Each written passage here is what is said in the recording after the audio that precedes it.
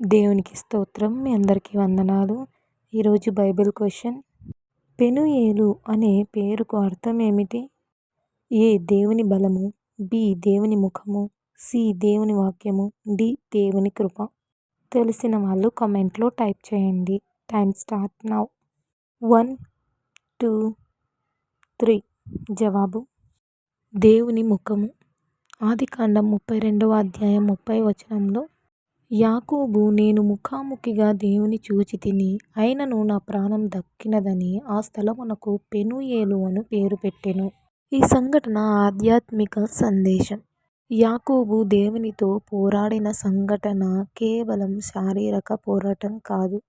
అది ఆశీర్వాదం కోసం దేవుని పట్టుకొని విడవని విశ్వాసానికి ఉదాహరణగా ఉంది.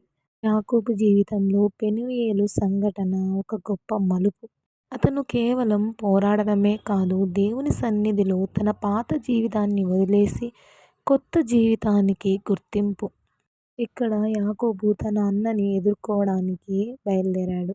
అతనికి భయంగా ఉంది. ముందు తన ఆస్తిని, పిల్లల్ని ముందు పంపించి తాను ఒంటరిగా మిగిలాడు. మనిషి ఒంటరిగా ఉన్నప్పుడు దేవునితో తన నిజ స్థితిని ఎదుర్కొనే అవకాశం ఉంది. దేవుని దూత యాకోబును నన్ను విడిచిపెట్టు అన్నప్పుడు యాకోబు ఇలా అంటున్నాడు, నన్ను ఆశీర్వదిస్తే గాని నిన్ను పోనివ్వను అంటున్నాడు.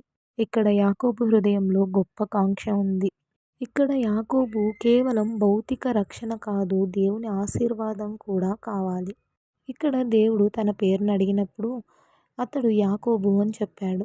దేవుడు యాకోబును ఇశ్రాయేలుగా మార్చాడు. ఇక్కడ పేరు మారడం కాదు కానీ తన జీవితం ఒక కొత్త దిశగా మారుతోందని సూచిస్తోంది. పెనూయేలుకి భయపడి వచ్చిన యాకోబు అక్కడ నుండి బయలుదేరేటప్పుడు ఇశ్రాయేలుగా మారాడు. అందుకే పెనూయేలు అంటే ఒక స్థలం కాదు, దేవుని సన్నిధిలో మార్పు పొందే స్థలము. అలాగే యాకోబుకున్న నమ్మకం, నిశ్చయత ఉంటే మన పాప స్వభావాన్ని ముఖాముఖిగా గుర్తించగలిగితే ఆయన దీవెనలు దక్కుతాయి. చిన్న ప్రార్థన చేసుకుందాం.